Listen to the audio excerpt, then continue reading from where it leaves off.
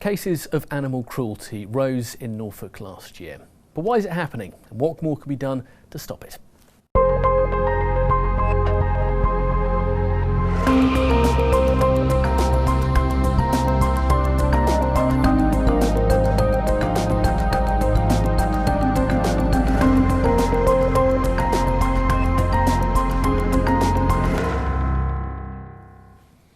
Good evening. Latest figures from the RSPCA reveal there's been an increase in allegations of animal cruelty and neglect in Norfolk. But why is it happening, and what more can be done to stop it? Christina Brinkley's been taking a look at the numbers for us. Britain is thought of as a nation of animal lovers, but RSPCA figures reveal an increase in allegations of cruelty and neglect in Norfolk. There were 2,717 concern calls to the charity last year. That's up on the year before. Nationally, it said that cats and dogs remain the most common animals people contact them about. The RSPCA released this footage of a man violently punching his dog in Norwich last year to find the person responsible. And more recently, 4 underweight and neglected lurchers had to be rehomed after they were discovered in a hazardous flat in Diss. But despite the increase in calls to the charity, the RSPCA's leading inspector believes it's down to people becoming more aware and less tolerant of animal cruelty. So those are the figures, but what is the current situation like around Norfolk at the moment, and what more could be done to improve things? Here to talk about this is Jonathan Jackson from World Horse Welfare, the RSPCA's Dean Astillberry, and Nick de Brauwere, who's from Redwings Horse Sanctuary. Good evening to all of you. Evening. Now we'll look and start with you, Dean. Looking at those figures, did any of those surprise you when you actually see it down in black and white? No, they don't surprise me. One small note of positivity is that our figures went up by a smaller amount than the national figures, but they have stayed fairly constant over the last sort of 5 years. So yeah, we're not really getting to the root of the problem, that's for sure. But I guess you always have to remember every single number in those statistics is an animal that's being abused, neglected. I guess that's something that can never be forgotten. Well, they're all allegations of cruelty or neglect. So yes, but yeah, I'd like to see the numbers coming down. Well, let's have a look at the current situation at the moment. Jacko, things you're seeing, anything that you see that still shocks you? Yes, it never fails to shock. I have the luxury of just dealing with horses, whereas Dean has to be a jack of all trades. But certainly in the horse world, there are with Norfolk being a rural county, you do tend to get a very high density of horse population, and it's either through neglect, not often deliberate cruelty, or people just lost track of what they're supposed to be doing. So it is often a case of sort of human error, that kind of thing is often the problem. Yeah. Often the problem. Well, Nick, you're from a veterinary background, Yes. And for you, the approach that you take to these problems, and do they often surprise you? Is anything that comes through your gates that leaves you just thinking, how could something like this happen? Yeah, I mean, I think everything, you do come across things that you kind of want, bigger belief. How can this still happen in this modern age? I mean, I think we have to look back at the progress made since the new legislation came in 2006 that gave all of us the ability to work with owners on addressing problems before they get to that extreme state where it's beyond the pale and the animal needs to be removed and you have to take prosecution type action. So I think we have made a lot of progress, but from my perspective, it's exposed the deepest, darkest recesses of the neglect that we see, and we're now tackling what I would say is perhaps more difficult and challenging problems on the horse side in particular, with chronic oversupply, ability to produce animals with no real concern for whether they have a home in the future, which has left us since 2012 with quite a big oversupply of horses, and we've been calling it a horse crisis, and we're still dealing with that. But the plus side, as Dean's also referred to, there are some positives that I think the legislation we're working under is actually allowing us to be much more dynamic and therefore be proportionate in how we work with the owners and the animals, so that ultimately it's the outcome for the animals that we can focus on. Well, you say chronic oversupply. How does that work, and why is that such a problem? Well, the biggest challenge in the horse world is that there's no requirement to register your horse that's been robustly enough enforced. So you could have a horse without any documents proving that you're the owner. We have a situation with passports which require you to have your animal properly registered, but it's actually a health certificate rather than an ownership document. And what that means is that our biggest problem is people can produce animals for a market, and if that market disappears, they could just walk away from the animal by leaving them in a field or at the side of the road. And I think the good times in the early 2000s were certainly there, and a lot of people produced horses, and the ability to find homes for those became very difficult, and the charities absorbed thousands of horses over sort of the last 5 years that came from that sort of situation. That's some of the problems affecting the horse world at the moment. Dean, some of the things you're seeing, what are the worst things you've seen in recent months?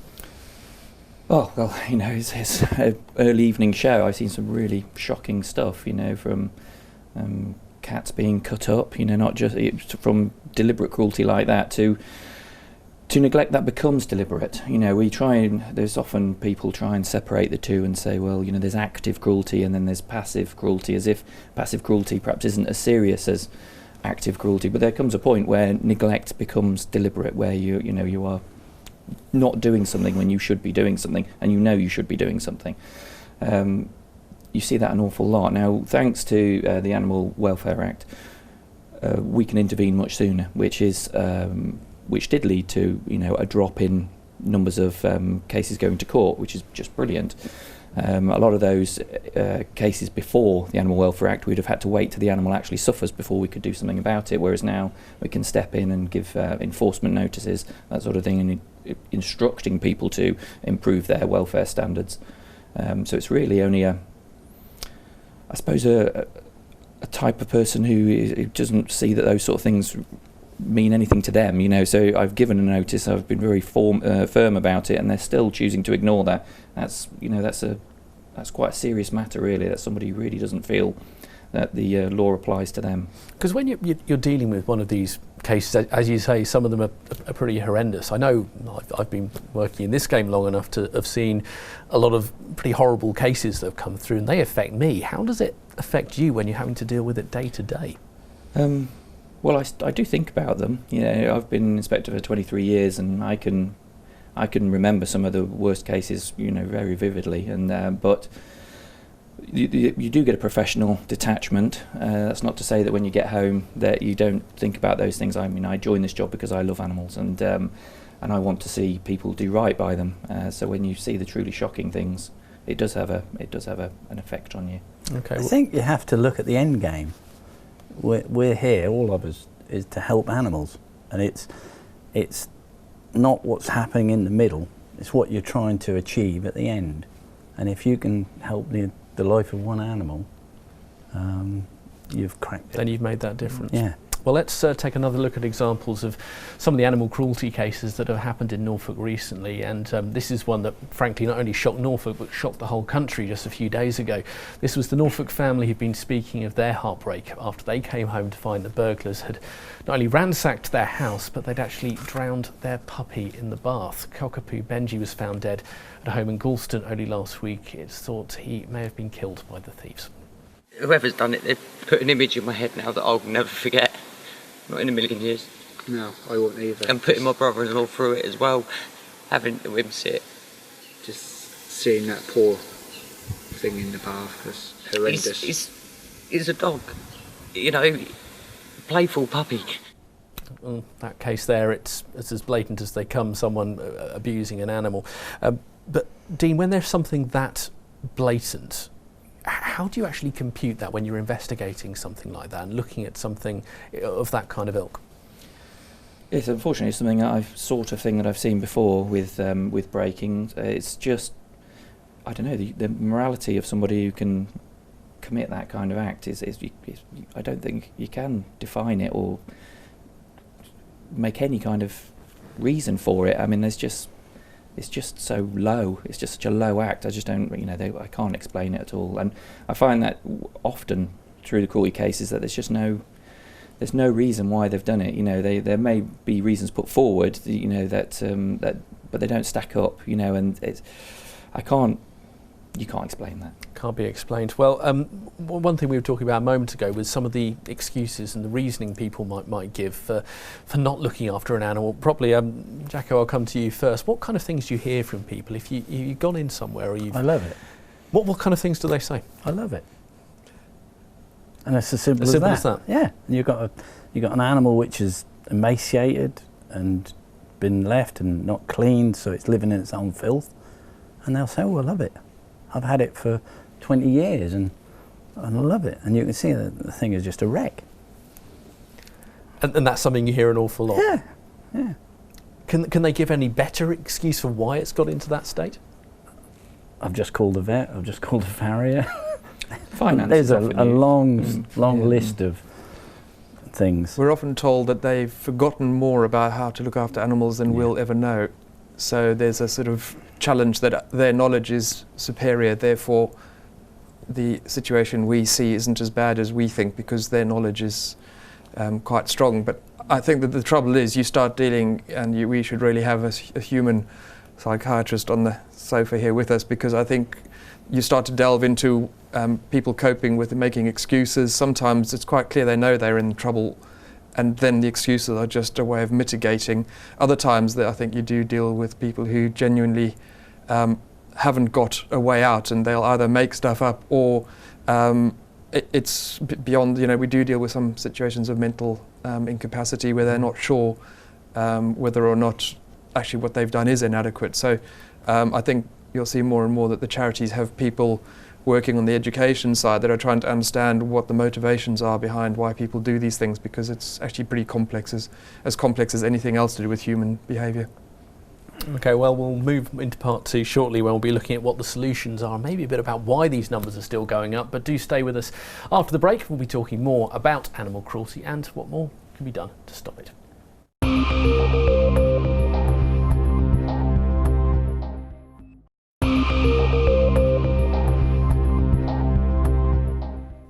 Welcome back. Tonight we're talking about animal cruelty figures after they revealed concerned calls to the RSPCA increased in Norfolk last year. On the panel this evening, Jonathan Jackson from World Horse Welfare, the RSPCA's Dean Astillberry, and Nick de Brauwere, who's from Redwings Horse Sanctuary. But one thing we didn't talk about in part one was, I guess, the million-dollar question about why these numbers go up. Jacko, I'll start with you. Sorry about that. Why do you think these numbers could still be going up? It's possibly because, to a certain extent, people have more money, so they can have the more fringes benefits, i.e. have more animals, and then the novelty wears off, and then everything starts to deteriorate from there. With horses, it was quite a big thing. Oh yes, I'm a horse owner. But we've had cases with Shetlands and such like being kept in gardens. That's not... In a domestic garden? Yeah. Not an ideal place, no. I suppose. No. But Dean, with numbers going up, does that maybe suggest that more people are simply coming forward to report things, which in a strange way is actually a good thing that the numbers are going up? Absolutely. I mean, the whole, the P is prevent. I want to try and prevent animal suffering. So the more people who ring in with concerns about neighbours or animals nearby, means that I can go and help these people, talk to them, give them a bit of advice. Which is what the vast majority of these calls end up being. It's only a small sort of hardcore that are really unpleasant cruelties going on, and the rest of them, it's all perhaps just need a nudge. A lot of people don't see things immediately. The dog's getting thinner, and because they're with it every day, they haven't noticed. I come along and give them a nudge, and it all, suddenly they realise they're off to the vets and they deal with it. Well, I guess the key figure is how many cases actually go to court, perhaps, about those are the very worst cases. Are they relatively stable? Are they up? Are they down? Yes, no, they're stable. So I think that's a good indicator of what we just said. Now, Nick, when we're talking about these numbers, can maybe the advent of the internet and maybe selling pages on Facebook or online or any of the other sort of social media sites, do you think they're contributing to the problem? Yeah, I think they're probably in two ways. One is I think they're also allowing people to communicate concerns more directly, so there's an immediacy to that. But also I think, there is a lot of concern, and I think there's quite a few moves to investigate internet sales of all species. But on the horse side in particular, it's it's quite easy to portray a horse that is beautiful to look at and best view photographs put up there, but actually the horse is plagued with problems. It's the classic, if it's too good to be true, probably is.